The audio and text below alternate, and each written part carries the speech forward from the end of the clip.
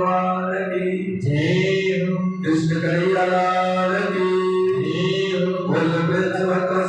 बाहर निकलते ही बहुत से लोगों का बड़े बड़े चूल देखा, बड़ी बड़ी दाढ़ी देखी, और ये बड़े बड़े चूल और दाढ़ी देख करके कहा अब तो नाई रहा ही नहीं, हजामत बनाने वाले जाति ही समाप्त हो गया। कहा कैसे समाप्त हो गया? अभी जिससे बनवा के आए वो कौन था? कहा होगा कोई, अब वो प्रोफेशन सीख लिया होगा, और वो जाति से नाई नहीं होगा। कहा ऐसा नहीं। कहा यदि नाई होता तो जिनके बड़े बड़े चूल है, बड़ी बड़ी दाढ़ी है, तो हजामत नहीं बन जाता। कहा भाई ये यदि उनके पास जाए ही नहीं, अपनी हजामत बनाए ही नहीं, तो फिर दाढ़ी और मूंछ ये सब बनाने वाला क्या करे? वहां जाना पड़ेगा, उनको कहना पड़ेगा।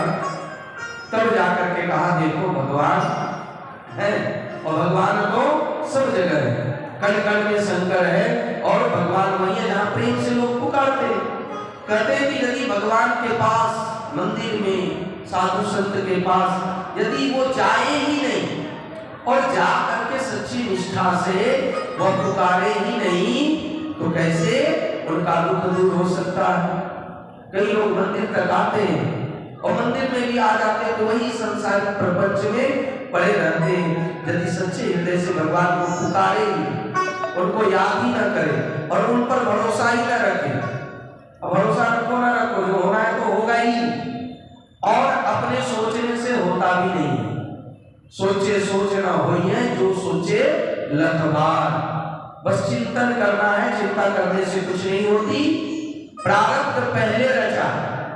हम सब जो इस धरती पर आए, चाहे कोई बाबा बन के आए, बाबू बन के आए, चाहे जिस देश में आए, सब अपना प्रारब्ध लेकर के आया।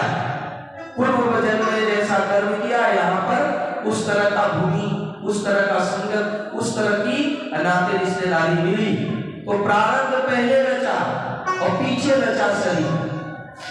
अब तुलसी चिंता क्यों करे, भजले श्री रघुवीर।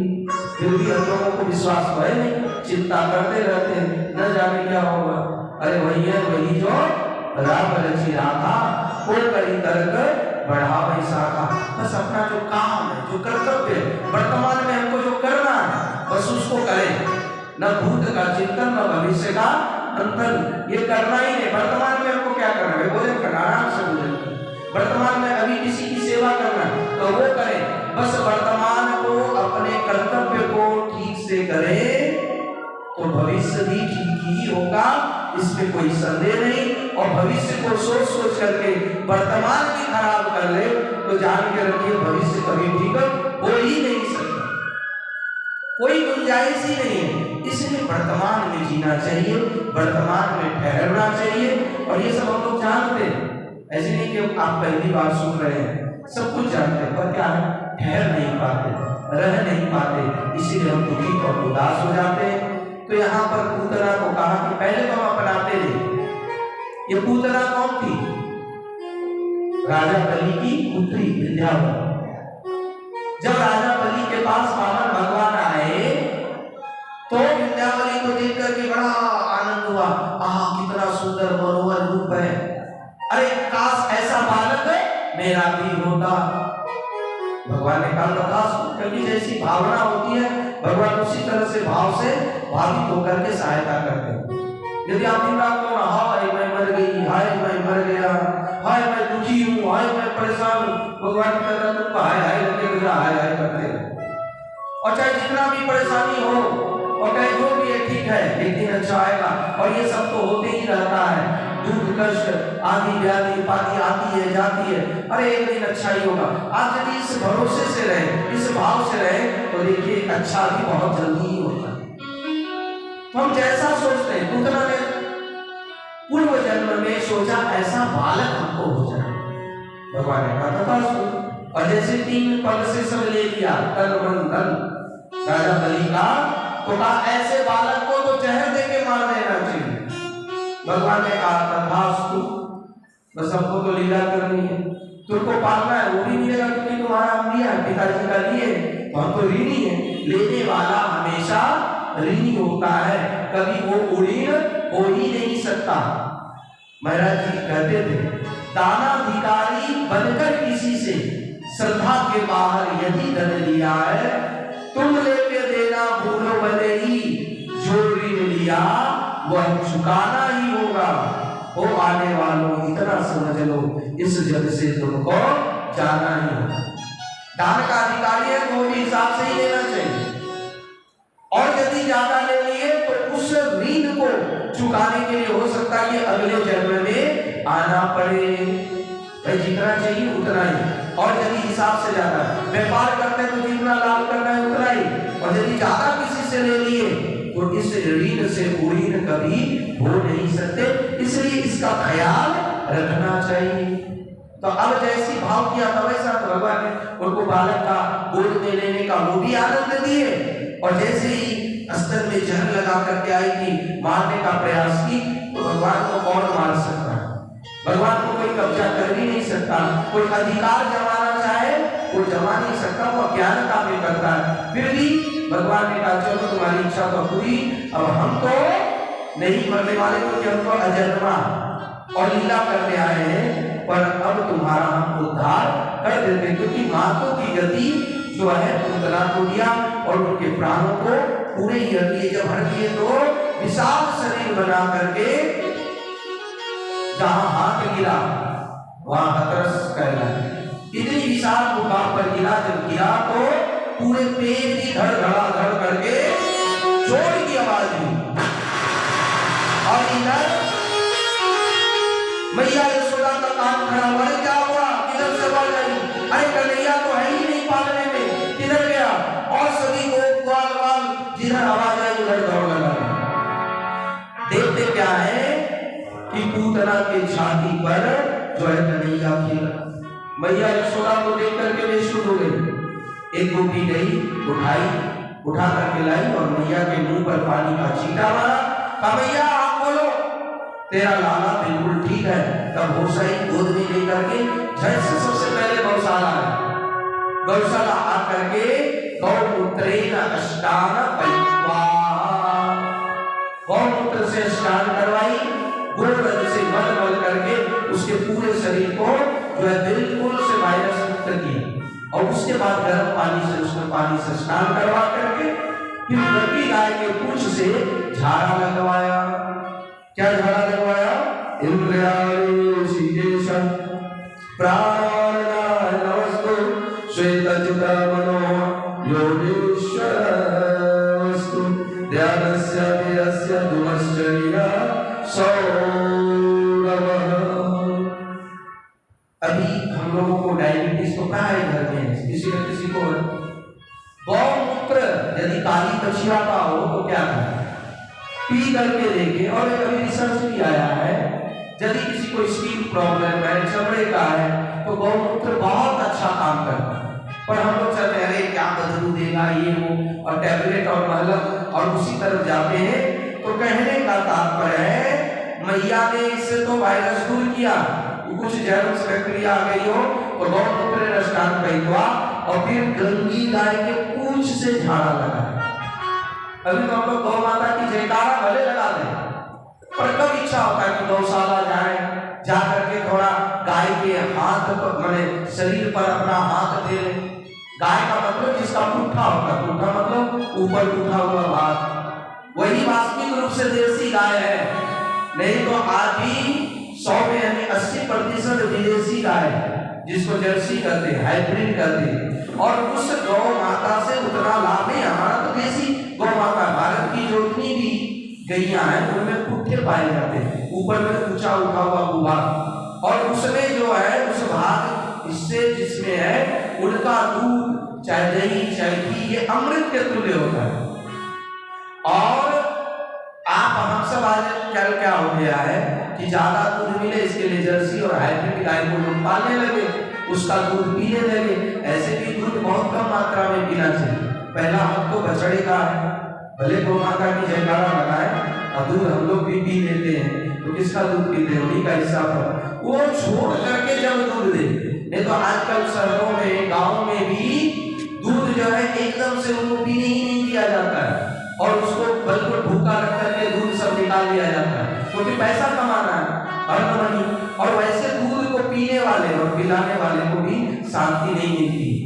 सैनिकों को जब दूध पिलाया जाता है ना, तो गौ माता को बहुत तड़पाया जाता है, डराया जाता है, धमकाया जाता है, और उसको उसके बाद जो गोदोहन किया जाता है वो दूध जो है सैनिकों को पिलाया जाता है, ताकि इसमें वो गुस्से की भावना, वो क्रोध की भावना बनी रहे। गौ माता जैसी भाव से दूध देगी, अब गौ माता क्या खाती है ये भी विचार करने का, कौन देखने जाता है, कौन खाए ना खाए, ये तो भाई अपने से ही पालना पड़ेगा, जो कि संभव है ही नहीं। इसलिए जहां तक हो कम से कम दूध का सेवन करना चाहिए, बस काम चलाने में, और न भी करे तो इससे कोई हर्ज विशेष नहीं है। अब क्योंकि हम खुद तो गाय पालते नहीं और उस हिसाब से दूध निकालते नहीं है, इसलिए जितना कम हो सके उतना सेवन करें, और दूध पाल करके फिर बच जाए गौ माता प्रसाद के रूप में दे तो वो बात अलग है। बोलते प्रेम से गौ माता की जय, गौ माता की जय हो। इस प्रकार से भगवान ने पूतना का जो स्तनपान करके उसके प्राणों को हर लिया, माता की गति दिए। उधर से नंद बाबा भी मथुरा से आए, देखा भाई क्या हुआ, तो सारी बात जो है नंद गोप कुमारों ने बता दिया, और जब गोपनाथ आदि ने बताया तो सारी स्थिति जान गए, और उसके बाद उसके अंगों को वहीं पर काट करके जो है जलाया गया। तो कहते हैं जब पूतना का शरीर जला तो वहां से बदबू नहीं, सुगंध आया, क्योंकि जिसको भगवान स्पर्श कर ले, भगवान अपना ले, पर उसमें अब पाप रह ही नहीं सकता है, तो बिल्कुल विशुद्ध बना दिए थे, और बिल्कुल एकदम से खुशबू आई। परीक्षित जी महाराज और भक्त कहे कि ऐसा कैसे हो गया, तो कहा भगवान देखो गुण और अवगुण नहीं देखते, बस कोई शरणागति के भाव से बिल्कुल सरेंडर कर दे, एकदम शरणागति में आ जाए, तो भगवान पूर्व पापों पर फिर ध्यान नहीं देते, कहते थे चलो कोई बात नहीं, यदि सुबह का भूला शाम को घर आ जाए तो उसको भूला नहीं करते। भगवान कहते चलो जो हो गया सो गया, अब लेनी देनी भूल चूक माफ, अब आगे से जान करके भूल से भी कोई भूल नहीं करना है, तो भगवान ऐसे भक्तों के सभी गुनाह माफ कर देते हैं। इसीलिए किसी स्वामी गोस्वामी जी तुलसीदास जी महाराज भी कहे हैं, जन अवगुण प्रभु मानन काऊ, अति न बंधु अति मधुर स्वभाव,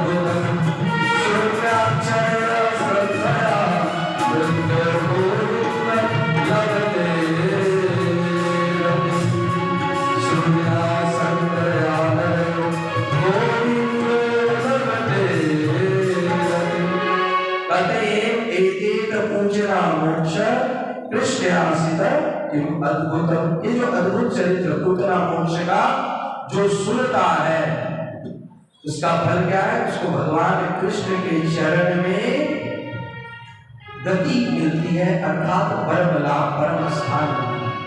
और कहते भगवान के चरणों में कैसे मिलता है, सीधा सा बैठे बैठे यदि हम इतना संकल्प कर ले कि कोई गलती नहीं करेंगे, लोग नहीं करेंगे, गलत रास्ते पर नहीं जाएंगे, और जितना चले लिए लोग लालच से चल लिए, पर अब हे प्रभु बस इतना बल देना, आप साथ रहना, और हमसे कोई गलती करने का मन में भाव ही ना। और अभी हम यदि संकल्प ले लेते कितनी शांति है, नमक रोटी खाएंगे, प्रभु का गुण गाएंगे, पर गलत कार्य पर नहीं जाएंगे। और ये संकल्प लेते ही त्याग शांति गच्छति, शांति कहाँ है? इस दुर्गुणों के त्याग करने में। नहीं तो और कहीं शांति हो तो बता दीजिए, हम भी वहां जाए। शांति और कहीं है ही नहीं। शांति कहाँ है? जैसे ही कुछ हमारे अंदर को भाव आया, उसके त्याग करते ही, उसका भाव, उसका संकल्प लेते ही शांति चली आती है। और जैसे ही सकाम भाव आता है कि शांति भंग हो जाती है। इसलिए दोष है, दुर्गुण है तो शांति नहीं है, दोष दुर्गुण नहीं है तो शांति शांति शांति ही है। आज सुबह सुबह हमारे राम प्रसाद जी कर रहे थे कि 3 बार सुबह सुबह यहाँ पर जब आरती होती है तो शांति शांति कहा जाता है? 3 बार शांति से आदि दैविक, आदि भौतिक और आध्यात्मिक थे। तो कहा शांति कहाँ है? हर तरफ तो अशांति ही अशांति। बंगला में लोग कहते हैं सुख स्वप्ने, अशांति श्मशाने। मतलब स्वप्न में ही सुख मिल सकता है, आंख खोलने पर तो सुख है ही नहीं। और शांति तो एक बार शमशान में जाकर के ही मिल सकता है, जीते जी शांति है ही नहीं। तो ऐसी भी बात नहीं है कि मरने के बाद भी लोगों को शांति मिल जाती है। शमशान में यदि उसकी भावना कुछ रह गई, वासना रह गई और शरीर छूट गया तो भूत प्रेत बन करके आएगा, फिर भी वहां शांति। तो मरने के बाद भी जो शांति है, ऐसी कोई बात है ही नहीं। बस जीते जी हम समझ जाए इस प्रकृति के नियम को, इस हाय हाय को, तो शांति ही शांति है। कहाँ शांति है? बताइए भाई, कमाना खाना है तो है ही। और कहते हैं कि गुजर करे तो चाहिए क्या? 2 रोटी ये सब देखो भगवान कैसी व्यवस्था कर दी है। गुजर करे तो चाहिए क्या? और मौज करे तो है ही क्या? अभी भी बहुत आश्रम पड़े हैं खाली वाले, झाड़ू देने वाला कोई आदमी नहीं है, रहने वाला आदमी नहीं है।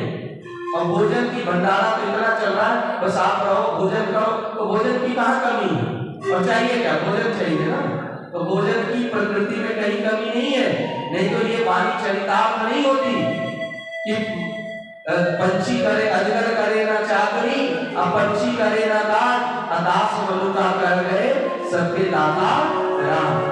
गुजर करना चाहे तो भोजन कहीं ना कहीं से मिल जाता। इस बात को हम भी ऐसे नहीं कर रहे कि बस पढ़ लिया और आपको सुना है।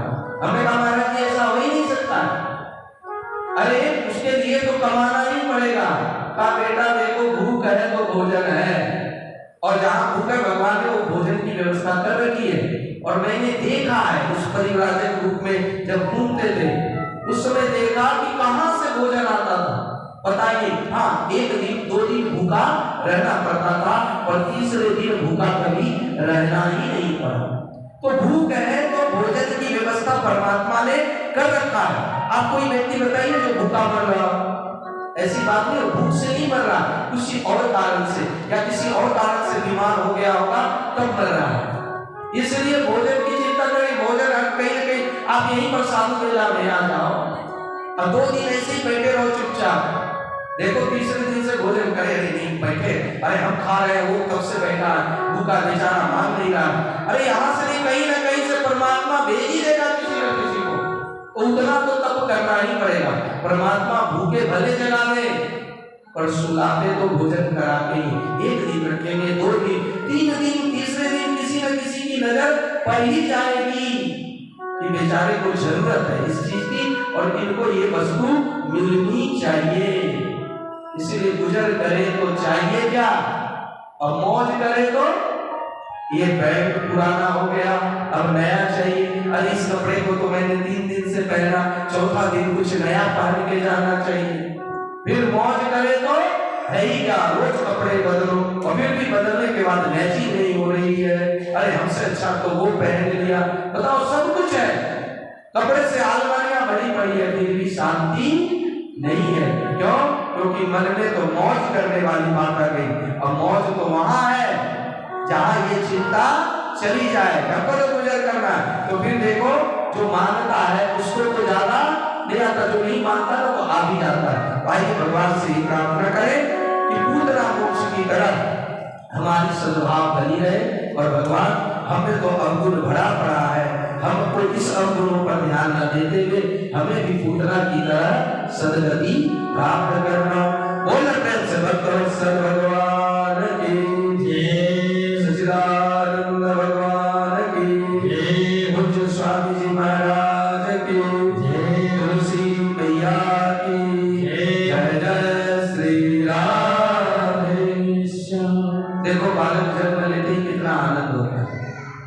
अब वो जो खेल का एक आनंद आता ही है। अब कई लोग तो कहते हैं यही मेरा कन्हैया और उसमें भी आसक्त हो जाते हैं। पर इधर अब भगवान बताए आसक्त होना है, पर किस रूप से? भगवत भाव से, शरीर के रूप से नहीं। हृदय में जो भगवत्ता है, भगवत्ता की जो सत्ता है, उस भाव से बच्चे में उसको देखना चाहिए। और सिर्फ बच्चे में नहीं, सभी में। सिया राम में सब जग जानी करो प्रणाम जोड़ जोड़ पानी। आज कन्हैया में जो भगवत्ता था उसका दर्शन सभी कर रहे हैं। और धीरे धीरे जब लिए सभी ने पालना झुलाया, 3 महीने के हो गए। अब हो गए तो आज कन्हैया ने करवट बदली। अब मैया को देखो, बच्चा ज्यों ज्यों बड़ा होता है, हर एक उसके लाड़ प्यार में, हर एक उसके क्रियाकलाप में एक अलग ही सुखानुभूति होती है। आज जैसे करवट बदला, मैया यशोदा ने कहा, अरे ओ नाई, लगा दो पूरे ब्रजमंडल में दुआरी, आज करवट बदलने को बुलैया है। निमंत्रण दे दिया, सभी सखियां आई, जितने भी ग्वाल वाल थे सब आए। अब आए तो जगह तो छोटा पड़ने लगा, क्या करे? तो कन्हैया का पालना लेकर के सकट के नीचे, बैलगाड़ी के नीचे रख दिया। अब बैलगाड़ी के नीचे भगवान को रखा।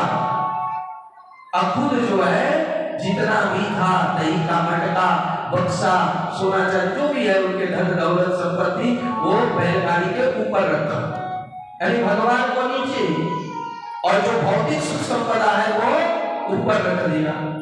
भगवान ने कहा, अच्छा मेरे लिए सब उत्सव और हम ही नीचे, और ये जो भी हमारे कृपा से मिला ये मेरे ऊपर। ज्यादातर गलतियां तो हम लोग यही करते हैं, जैसे कुछ सुख संपत्ति साधन आ जाए तो भगवान को ऐसे जल्दी जल्दी से कुछ प्रार्थना कर लेते हैं, कुछ नमस्कार कर लेते हैं और भौतिक सुख में फंस जाते हैं। फिर भगवान को कौन उतना याद कर, जब तक दुख की ठोकर न लग जाए। तो कहते हैं कि भगवान भी ऐसा ठोकर मारते ना, कहते भगवान के घर देर तो है पर अंधेर नहीं है। जब भगवान की लाठी चलती है ना, अच्छे अच्छे का, चाहे वो बाबा हो, कोई भी हो, वक्ता हो, श्रोता हो, उनकी लाठी से कोई नहीं बच पाता।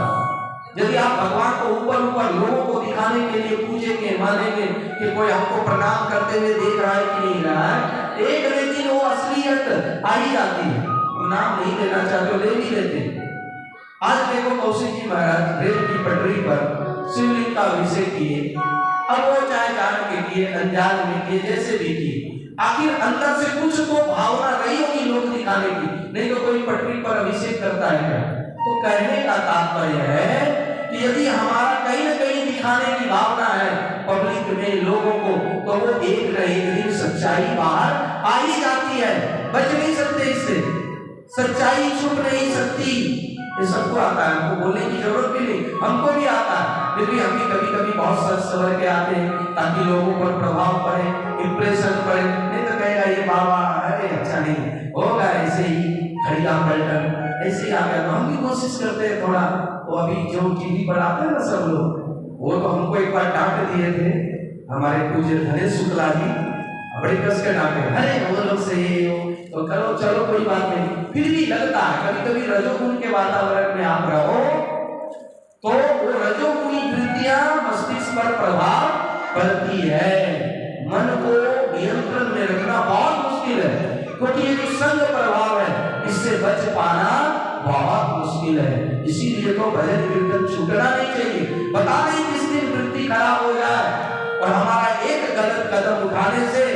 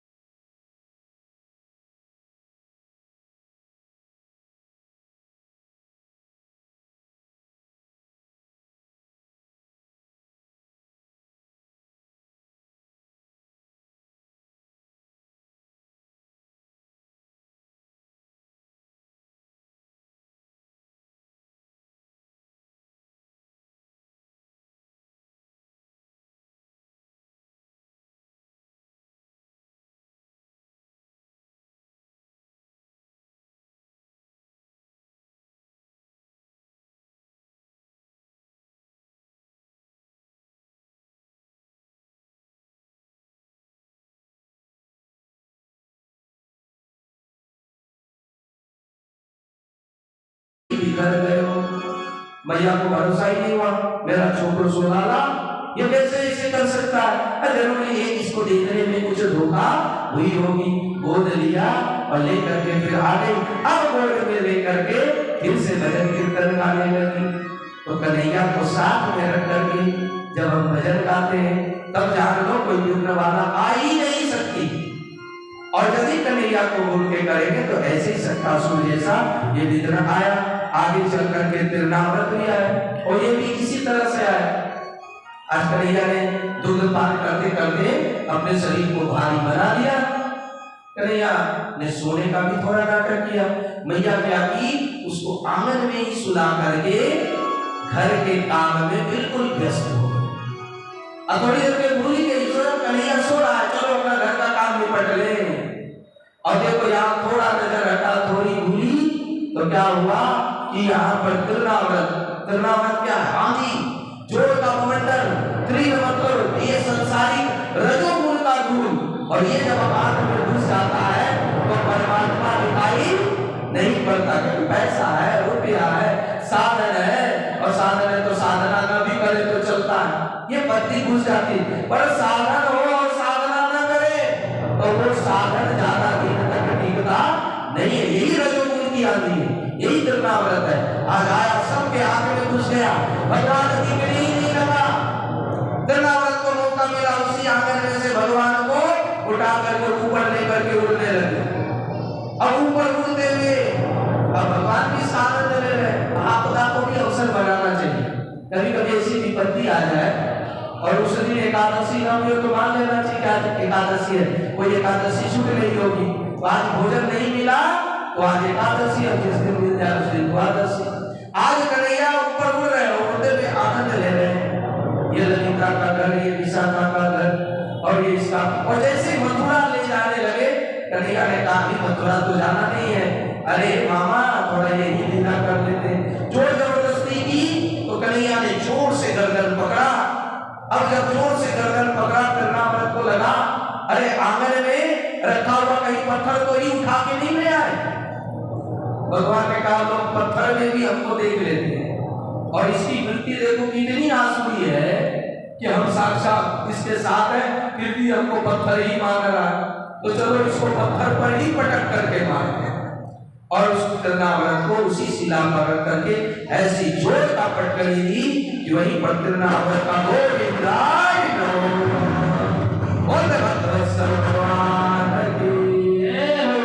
अब जब आंधी तभी सब आए, किधर है कन्हैया, किधर है कन्हैया। मैया को बीमारी नहीं पड़े, चलो लाला को कछुआ भय, इस तरह से इसको गोद में लिए। और अब तो गोद से उतारने ही नहीं लगी। दो घटनाएं घट गई थी, उतना में भी वही हुआ, सकट भंजन में भी वही हुआ, और ये तिरनावत में हुआ। तीनों जगह मैया कन्हैया को भूल गई। इस माध्यम से व्यास जी महाराज हम लोगों को ये बताना चाहते हैं कि कर से कर्म करो विधि नाना, अचित राखो जहां कृपा निधाना। कर से कर्म करते हुए यदि कृपा निधान को भूल जाओगे तो जान के रखो ये अहंकार रूपी वृत्ति हमें शांति से नहीं रहने देगी। इसलिए यदि हम काम करते हुए भगवान को याद करते रहेंगे तो जो अहम वृत्ति है, मैं नहीं कर रहा, जो भी करवा रहे वो करवा रहे और उन्हीं के द्वारा हो रहा है। जो भी भोजन कर रहे ठाकुर जी आप ही की कृपा से कर रहे हैं। भोजन करने से पहले थोड़ा प्रणाम कर लें। अरे भोग लगाना क्या है, बस प्रभु आप ही का है और आप ही का भोजन आप ही के हवन कुंड में यहाँ पर स्वाहा, क्योंकि वहां भी जठराग्नि में अग्नि के रूप में वही भगवान बैठे हैं। तो प्रभु बस आप ही से ये शरीर चल रहा है, आपसे हम अलग है नहीं, बस उनको याद करके भोजन करना, तो यही तो प्रसाद बन गया। और क्या होता है, जैसे बढ़िया बढ़िया देखे तेल मसालेदार पिज्जा बर्गर और न जाने क्या क्या, और बस भगवान को कौन प्रणाम करके आजकल पिज्जा खाता होगा, कोई खाता है, कोई बर्गर खाएगा, कोई बढ़िया सा मिल जाए सा इडली डोसा या जो कुछ भी, तो वो भगवान को कभी याद करके ऐसे खाने वाले को देखे, क्योंकि वहां जो उन्हीं मिलती है तभी तो जो उन्हीं खाद पाले। और ऐसे लोग कैसे, यदि उसको प्रणाम करके खाना लगे तो ऐसे स्वादिष्ट भोजन की आसक्तियां दूर हो जाती। मैंने ऐसे कई संतों को देखा, कुछ भी आ जाए, जब तक ठाकुर जी को वैसे दिखा करके भोग न लगाए तब तक वो ग्रहण नहीं करते थे और बिल्कुल उनका जीवन बड़ा लंबा चला और बीमारियां भी बहुत कम आई। कहने का तात्पर्य तुम ही निवेदित भोजन करई प्रभु प्रसाद पट भूषण धरई। बोल प्रेम से बता सर्वभगवान की जय। अब कन्हैया धीरे धीरे बड़े होने लगे। अब मैया कब तक कलुआ बलुआ ये सब बुलाए तो उधर से गर्गाचार्य जी महाराज आए, वो भी वसुदेव जी ने प्रेरणा की। नंद बाबा ने कहा भले आ गए, नामकरण संस्कार कर दीजिए। कहा देखो हमको सब जानता है, हम वसुदेव जी के पुरोहित हैं और यदि नामकरण का संस्कार करेंगे तो कहीं ऐसा ना लगे कि कहीं ये वसुदेव का पुत्र तो नहीं है, इसलिए चुपके से गौशाले में कर लेते हैं, ज्यादा ताम झाम करने की जरूरत नहीं है और ऐसे भी ताम झाम से बचना चाहिए। एकदम बढ़िया सिंपल रूप से, बिल्कुल संक्षिप्त रूप से गौशाले में नामकरण संस्कार की विधि के लिए गर्गाचार्य जी बैठ गए। पर मैया यशोदा को लगा पता नहीं कैसे बंद है। आजकल हम लोग 2 रुपया का घड़ा भी खरीदते तो बड़ा ठोक बजा के खरीदते। और जिस पंडित जी को 1100 दक्षिणा देंगे तो हम लोग पहले उनका भी बहुत इंटरव्यू लेते हैं। आजकल बिना इंटरव्यू का तो हम लोग कोई कार्य ही नहीं करते। बाबा को भी ऐसी थोड़ी कोई कथा मिल जाती है, आजकल बाबा लोगों की भी बड़ा कस के इंटरव्यू होती है। कहाँ क्या, किधर से, कैसे, कितने सालों से, अच्छा एक श्लोक सुनाइए। अभी कलकत्ता में हम मिंटो पार्क में कथा करते हैं, मीरा मंदिर है वहाँ, तो वहाँ से किसी भक्त को लगा कि थोड़ा सा इनसे भागवत कराना चाहिए, घर में बड़े धनाढ्य व्यक्ति थे, तो गाड़ी से ले गए और ले जाने के बाद सब कुछ ठीक ठाक ही रहा।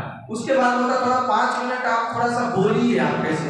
हमने कहा भाई अभी आप मंदिर में सुन करके आए हो, उससे नहीं यहाँ पर थोड़ा सा और लोग सुनेंगे तब डिसाइड करेंगे कि कथा होनी चाहिए कि नहीं होनी चाहिए। तो हम उतना इंटरव्यू नहीं दे सकते। आप वहाँ जो सुने हैं उसमें से यदि आपको अच्छा लगे तो करवाओ, नहीं करवाना तो मत करवाओ, आपके पूरे परिवार के लोगों का और दे और उसके बाद आप डिसाइड करो। हमका प्रणाम है, हम जाते हैं। और वहां से फिर वो छोड़ने भी नहीं आया, अपना टैक्सी के आगे। कहने का तात्पर्य बड़ी परीक्षाएं होती है महाराज।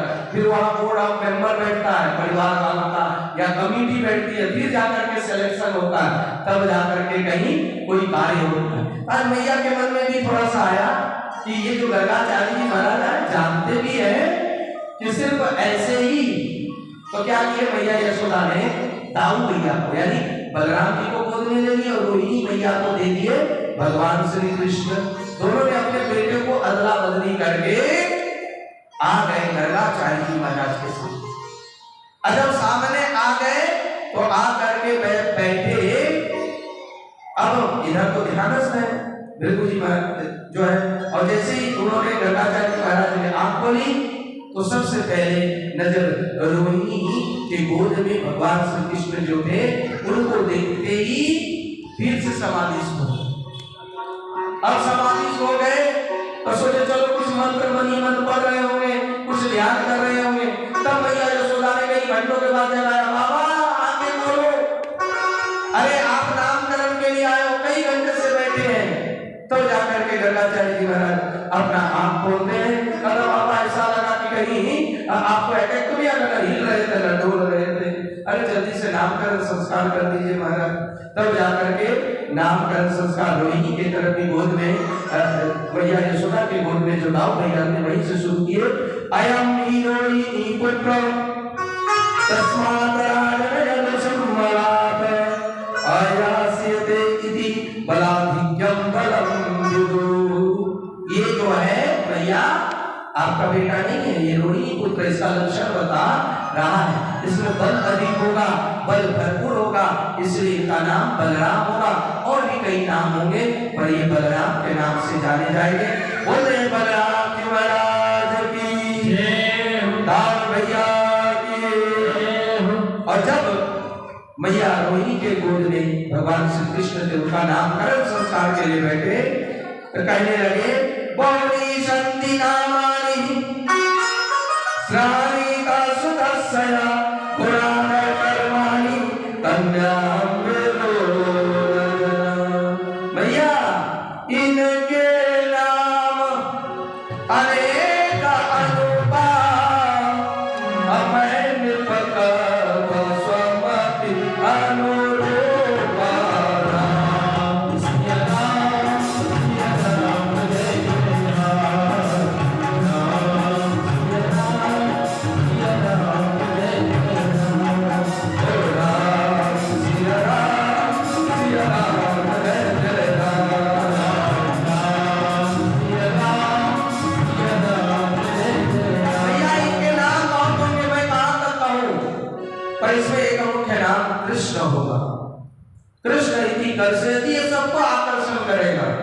मैया यशोदा ने कहा ये नाम का टेढ़ा लगा।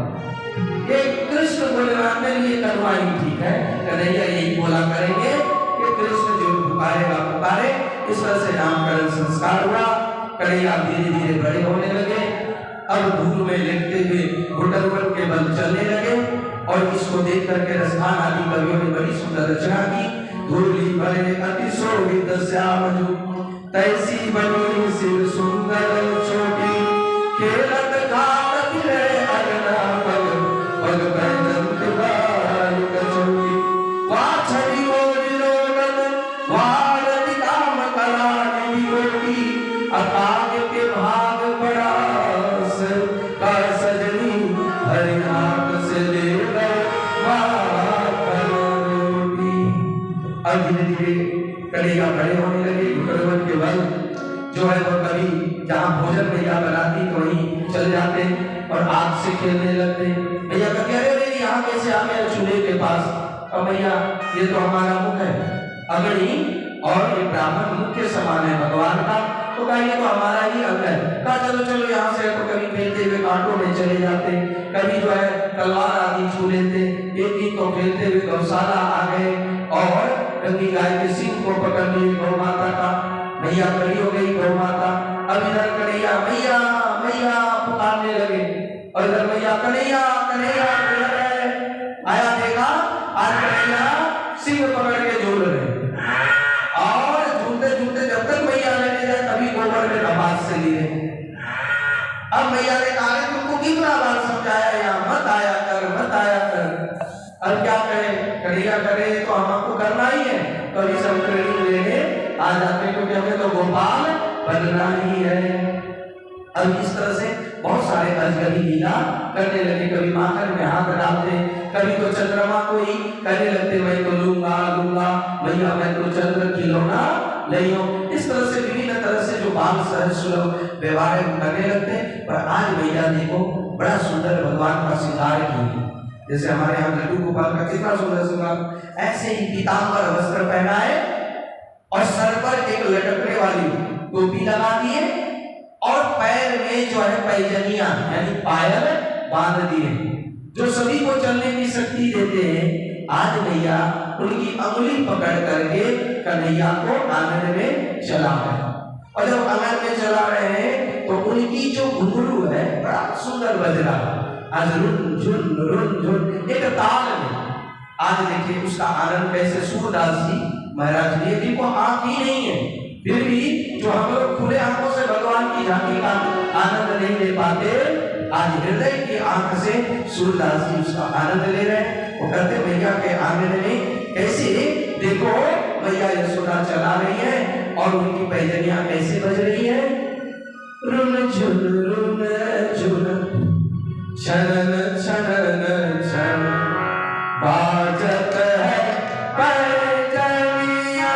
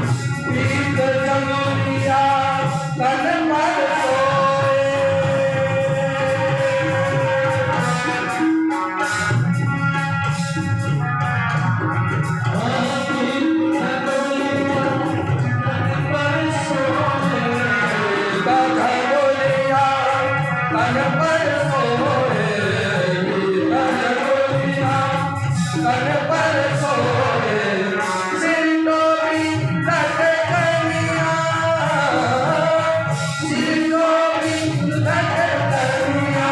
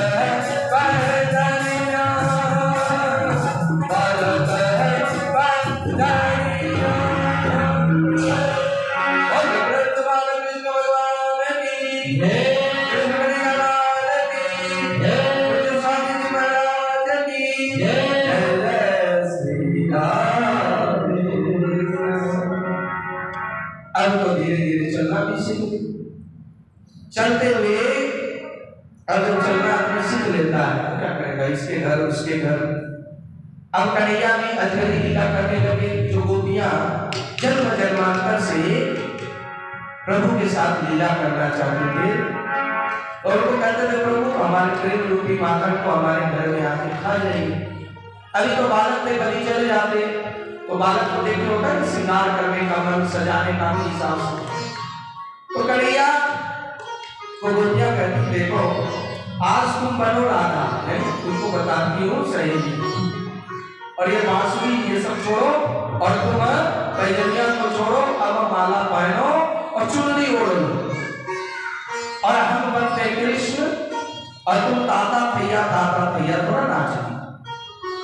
अब ये सब करने के पश्चात भी जब माखन नहीं मिलता तब जाकर के वह ऐसे चुपके से लेते और चलते थे और फिर अपने जो भी बाल सखाए उनको देते। कहने का तात्पर्य गोपियां सभी करती कि नाचो नंदलाल तुझे माखन खिलाऊंगी, गाओ गोपाल तुझे गोरस पिलाऊंगी। इस तरह से देते और आनंद के लिए, कोई माखन चोरी नहीं है बल्कि ये प्रेम का लीला। और आदमी वहीं से बिना पूछे देता है जहाँ प्रेम होता है। जहाँ अपनापन नहीं हो वहां बिना पूछे कैसे। तो आज कन्हैया के पास थोड़ा बहुत शिकायत आने लगा गोपिया की, भैया देखो आज कन्हैया ने ये किया, आज घंटी फोड़ दी, आज वो किया। भैया दंगा गई तो भैया कहा कन्हैया अपने घर में क्या कमी है। तब जाकर के भैया ने गणेश भगवान का आह्वान किया कि मेरे बेटे की कुछ बुद्धि सुधार होने। तो इतने लोग आते बोल रहे तो जरूर कहीं कुछ न कुछ तो बात होगी। जब गणेश का पूजन करते हुए भगवान ने देखा तो सोचा कहीं देवताओं का मार न टल जाए, तो थोड़ी देर के लिए ये माखन चोरी का जो लीला था बंद कर। अब मैया को भी लगा कि जरूर अपने हाथ का यहाँ का जो माखन बनता है लोकल चादरों से बनता है, क्यों ना मैं कन्हैया को खुद अपने हाथ से बना करके खिलाऊं। आज एकदा गृहदास दासेषु यशोदानंद देहनी कर्मांतर नियुक्त श्री निर्ममंथम स्वयं दर्शन। आज सभी दास दासियों की छुट्टी कर दी। कब? एकदा। और वो एकदा क्या था? दीपावली के बाद का अवसर, यही गोवर्धन के पूजा के पहले दीपावली अवसर, यही कार्तिक के महीने में सभी को छुट्टी कर दी। और अभी कार्तिक का ही चल रहा, कार्तिक के महीने की कथा का क्या कहना। ऊपर से गोपाष्टमी, तुलसी विवाह, एकादशी, और इसमें भी यदि भगवान का गुणगान चर्चा न सुने तो फिर क्या करें। एक संत प्राय कहते थे कि देखो जब 3 बजती है तो सांप भी हिलने लगता है, नाचने लगता है। सांप को कान नहीं होता, उसको चक्षु श्रवा करते, आंख से ही वो देख करके हिलता है, समझता है। और जिसको भगवान ने कान दिया वो भी भगवत गुणानुवाद भजन सुन करके न हिले, उसके हृदय में आनंद न हो तो समझो उस सांप से भी गया बीता है। तो इस प्रकार आज मैया अपने हाथ से स्वयं नदी मंथन कर रही है, रेशम वस्त्र पहनी है और कैसे नदी मंथन कर रही है? भजन गाते हुए। यानी यानी चीतानी तत्वलानि चरितानि च दधि निर्ममंथन काले अस्मरन्ति तन्मयात्। बिल्कुल यानी चरितानि, बिल्कुल एकदम से गीत गाते हुए मस्ती में आनंद में भगवान का स्मरण करते हुए दधि मंथन कर रही है। ये जो माखन निकलेगा कन्हैया को आज सुबह जैसे ही जगेगा वैसे ही भोग लगाऊंगी। पर भगवान का प्रेम से किसी के लिए भोजन बनाओ तो भूख भी उससे ज्यादा लगते हैं। और फिर जल्दी से कहता जल्दी से लाओ, खाना जल्दी बना के नहीं। आज कन्हैया बिल्कुल करके एकदम सुबह ब्रह्म मुहूर्त में वो भी जगे, मैया मैया कहते हुए आ गए और आ करके मैया की गोद में बैठ गए। अब कोई बालक माँ की गोद में बैठे तो कार्य करने का एक अलग ही आनंद आ जाता है, क्योंकि आज ब्रह्म स्वरूप परमात्मा स्वयं मैया की गोद में बैठे, ब्रह्म संबंध हुआ, आनंद ही आनंद हुआ। अब दधि मंथन करते हुए मैया के हृदय से इतने प्रेम की प्रवाह बह निकली कि मानो बिल्कुल मैया समाधिस्थ होते होते बच्चे तभी उनका ध्यान दूध पर गया। अब बार बार जब दूध पर देखे कि कहीं उबल न जाए, आग में गिर न जाए, तो कन्हैया ने पूछा भैया ये बताओ तुमको दूध प्यारा है कि पूत? का बेटा अरे कहीं पूत से ज्यादा प्यारा दूध होता है बोला। अरे तू प्यारा है तो कहा जब हम प्यारा है, हम बैठे हमको तो देखती नहीं, बार बार तो दूध ही देखती है। अब तभी दूध वहां आ गया, अब गिरी जाएगा वो दूध भी 100 गायों को मिला करके गंगी गाय को उतना तो दूध निकाला जाता था कन्हैया के लिए। तो कन्हैया ऐसे वैसे नहीं थे भाई, राजा धीराज महाराज ही देख कर 80 लाख गायें उस समय थी नंद बाबा के यहाँ, तो खाने पीने की कमी नहीं थी, इसलिए तो दूध और दही की नदियां बहा करती थी। तो इस प्रकार वहां पर वो गाय वो जो दूध था स्पेशल था, और दूध को भी लगा कि आज यदि कन्हैया माखन का भोग लगा लेते हैं तो फिर हमारा तो भोग ग्रहण नहीं करेंगे। तो कहते जीना उसका है भला जो औरों के लिए जिए, और मरना उसका है भला जो अपने लिए जिए। हम यदि किसी के काम ही नहीं आ सकेंगे तो इससे अच्छा है जल करके वही क्यों ना जाए। अब मैया को लगा दया कहीं ये आग में जल न जाए, तो कन्हैया को नीचे उतार करके दौड़ी भी गई और दूध को उतार करके रखी, ठंडा की। कन्हैया को गुस्सा भगवान को आता नहीं, पर थोड़ी सी मान अभिमान का लीला चल रहा है। कन्हैया को लगा देखो अभी पूत प्यारा है और ये हमको छोड़ करके दूध उतारने चली, और जल जाता तो क्या होगा, कम से कम हमको जो एक आदत था इस आदत को नहीं छोड़ना चाहिए। इसका मतलब हमसे ज्यादा प्यारा भौतिक वस्तु है, बाह्य वस्तु है, हम उतना प्यारा नहीं है। देखो ऐसी कई भक्तों की कथा है भक्तमाल में कि भगवान का भजन करते हुए कितने भौतिक वस्तु चले जाए तो चले जाए, और उन्होंने भजन कीर्तन करना नहीं छोड़ा। और यदि भगवान की पूजा छोड़ करके भौतिक वस्तु, भगवान समझ रहे ये पूजा हमारे लिए नहीं कर रहा, भौतिक वस्तुओं के लिए कर रहा। आज कन्हैया को लगा कि मैया को दूध चाहिए, दूध उतना प्यारा नहीं है। बिल्कुल वहां से उठे, आंगन में काला काला बड़ा सा मटका ददिया सास जमाने का रखा हुआ था, एक पत्थर लिया, उसमें धड़ाम से दे मारा पत्थर, वो घड़ा फूटा, सगड़े फूट गई, बिखर गए आंगन में। इतना ही नहीं, कन्हैया फिर जाकर के जहां माखन रखा हुआ था वहां पहुंचे तब उतारे तो कैसे उतारे, बगल में उखल रखा हुआ था, उल्टा किए उखल को, चढ़ गए और सब भागर भागो नीचों को कहा आ जाओ, आज मेरे ही घर भंडारा है, सबको बुला लिया है। सब आ गए, सबको माखन पवाने लगे। मैया सोचा कन्हैया यहाँ बैठा था कहाँ चला गया, अरे कन्हैया कन्हैया करते आए तो देखे अरे यहाँ दही बिखर गया कैसे। फिर आगे बढ़ता देखता है कन्हैया अरे सचमुच का माखन की चोरी कर रहा है, बल्कि चोरी तो कर नहीं रहते पर चोर चोर करते करते चोरी का भाव आ गया मैया यशोदा का। वो देख ही नहीं पाई कि सबको खिला रहे, खुद तो खाए नहीं, पर भैया को आया तो कि नहीं शिक्षा तो देना ही पड़ेगा। और हाथ में ली रस्सी और एक पतली सी साठी, ठहर जा, अरे वो कहाँ भाग रहा है। अब आगे आगे कन्हैया, पीछे पीछे भैया, आंगन में चारों तरफ घूम रही है। पहले का आंगन इसी तरह से साधु मेरा का जैसा है ना बना हुआ, ऐसे आंगन होता था, चारों तरफ मकान, बीच में आंगन और चारों तरफ घूमो। अब नंद बाबा का आंगन में चारों तरफ, मैया थक गई, थक करके बैठ गई। अब जब इधर बैठे पूरब की तरफ तो पश्चिम के तरफ कन्हैया भी बैठ गए। अब आमना सामना हुआ भक्त और भगवान का। तब जाकर के मैया कहने लगी अरे कन्हैया इस बुढ़ापे में इतना क्यों दौड़ाता है, अब हम इतना दौड़ नहीं पाएंगे, अरे तू पकड़ में क्यों नहीं आता। कन्हैया कहने लगा मैया तुम मारेगी इसलिए पकड़ में नहीं आ रहे। अरे ना बेटा नहीं मारेंगे, तो हाथ में साठी क्यों ली हुई है, तो साठी को छोड़ देती है।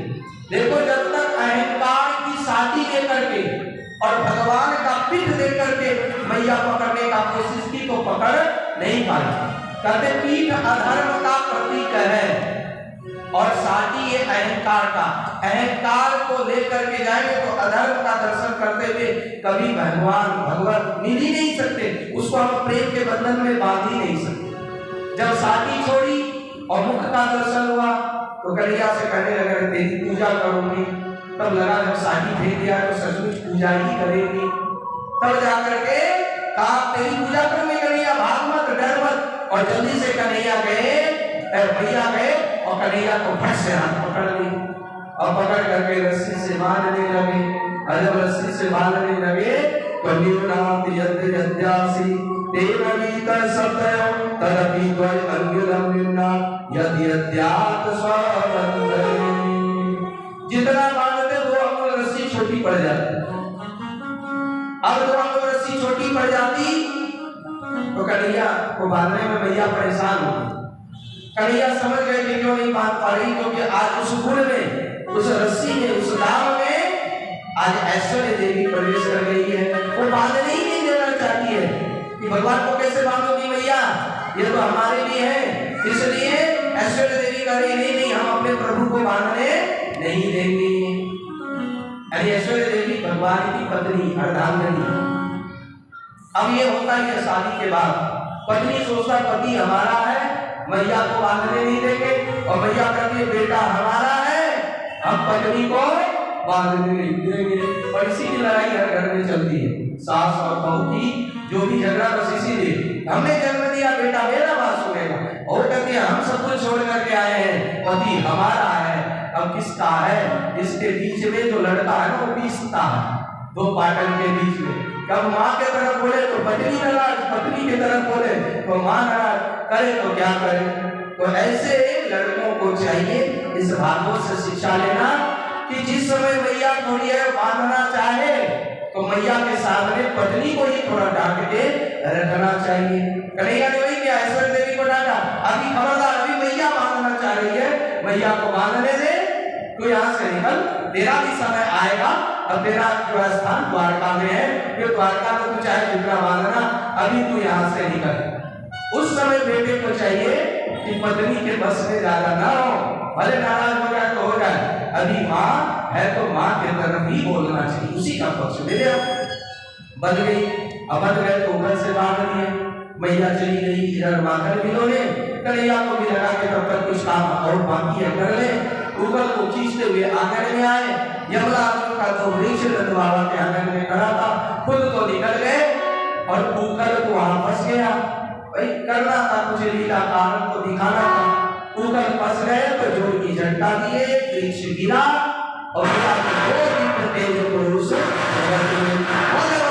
भगवान की जय हो, कृष्ण कन्हैया लाल की जय हो। इस प्रकार नल कुबेर और मणिगिरी जो कुबेर के दोनों पुत्र थे, नारद जी के कारण श्रापित हुए थे, यमुना में नग्न धर्म स्नान कर रहे थे। कभी नहीं करना चाहिए, कुछ न कुछ कपड़े, इसलिए पता नहीं सर घूम के ही गिर जाए, कुछ भी हो जाए, तो मर्यादा में हर चीज अच्छी लगती है, मर्यादा से बाहर अच्छी चीज भी बुरी हो जाती है। तो मर्यादा का ज्ञान दिया नारद जी ने कि ऐसे होना चाहिए। आए बाबा आप अपना ज्ञान अपने पास रखो, तुम अपने रास्ते जाओ। अच्छा तुमको धन का अभिमान हो गया और बड़ा इसी तरह से कम कपड़ों में नंग नरंग रहना चाहते हो तो तथास्तु, जाओ मेरी चाहिए बन जाओ। जब खूब माफी मांगी और क्षमा याचना किया, तब जा करके कहा ठीक है तुम्हारा उद्धार के लिए भगवान आएंगे, और तब तक तो इसकी प्रतीक्षा करते रहो। आजकल कहते हैं ना कई लोग, टीवी में डिबेट चलता है कि मेरी मर्जी, मैं चाहे ये पहनूं, मैं चाहे वो पहनूं, मैं चाहे ये खाऊं, मैं चाहे, ऐसी नहीं होता है। एक सामाजिक मर्यादा है और हर चीज पर्दे में मर्यादा में अच्छी लगती है। और मर्जी का मतलब ये नहीं है कि उश्रृंखल हो जाना, स्वतंत्र होना अच्छी बात है। और स्वतंत्र उसको कहते हैं जो अनुशासन में हो, और उश्रृंखल जीवन न तो खुद शांति मिल सकती है, न समाज में एक प्रतिष्ठा उत्पन्न कर सकता है। इसे उश्रृंखल ना हो, बल्कि नियम को पालन करते हुए मर्यादा में रहना चाहिए। तो आज कन्हैया जो है दोनों नल कुबेर और मणिगिरी को उद्धार किए। नल कुबेर और मणिगिरी ने बड़ा सुंदर स्तुति किए, और स्तुति करने के बाद जो है, स्तुति का मतलब ये कि हृदय गदगद हो जाए और हृदय हमारा रोम रोम पुलकित हो जाए। पुलकित होकर के उन्होंने जो है बहुत सुंदर स्तुति की। वाणी गुणारो कथने श्रवणो कथा महस्तव चकर मनस्तावतार येने स्मृतया शिरस्तव निवास जगत प्रणमेष्टि सततं ब्रह्मणस्ते भवत्तनुमान। कहते हैं भजन तभी सफल माना जाना चाहिए जब गाते गाते हृदय पुलकित हो जाए। मन गुण गावत पुलक शरीरा, गद गद गिरा नयन बहीरा। बोल कृष्ण सच्चिदानंद भगवान की। अब जब ये वृक्षों को गिरते हुए रंग प्रबंध ने देखा तो अब रहा नहीं गया, कहा यहाँ जब से आए तब से कुछ न कुछ उत्पाद हो ही रहा है, इसलिए अब यहाँ से कहीं और जाना चाहिए। सबने निर्णय लिया कहाँ जाना चाहिए, तो कहा परम वृंदावनम नाम वत्सभ्यनवतारणम गोपगोपालसेव्यम पुण्याद्रिवत्सया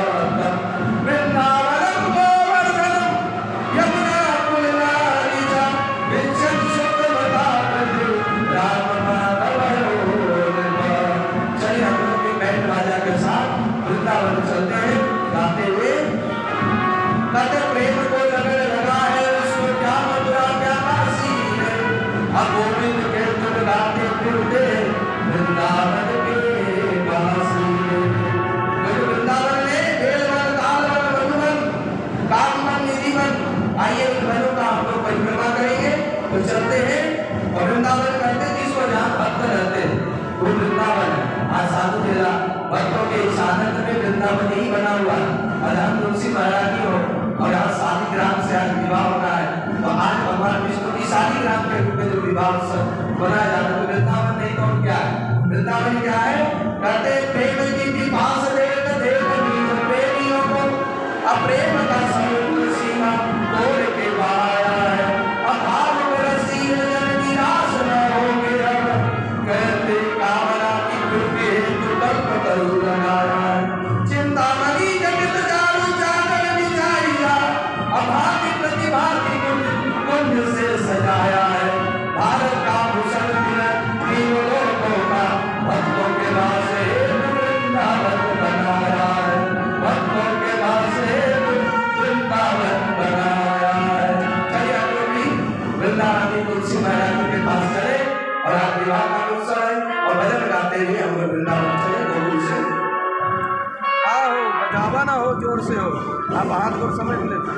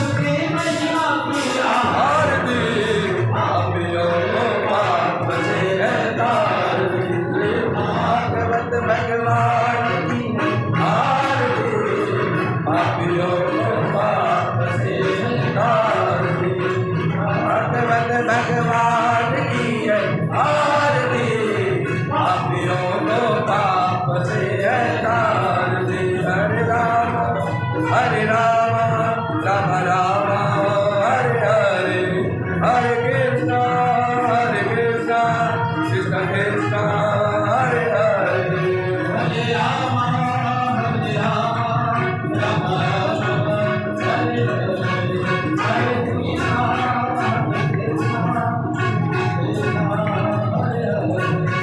Hare Rama,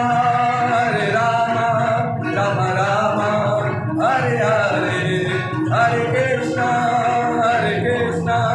Krishna Krishna, Hare Hare.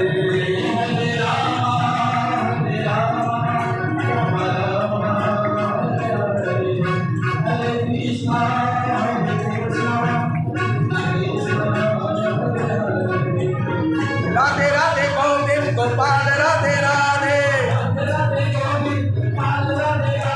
Govind Radhe Radhe Gopal Radhe Radhe Govind Radhe Radhe Govind Gopal Radhe Radhe Govind Radhe Radhe Gopal Radhe Radhe Govind Shri Bhagavad Bhagwan ki jai आरती पापी और को पाप से है तारती श्री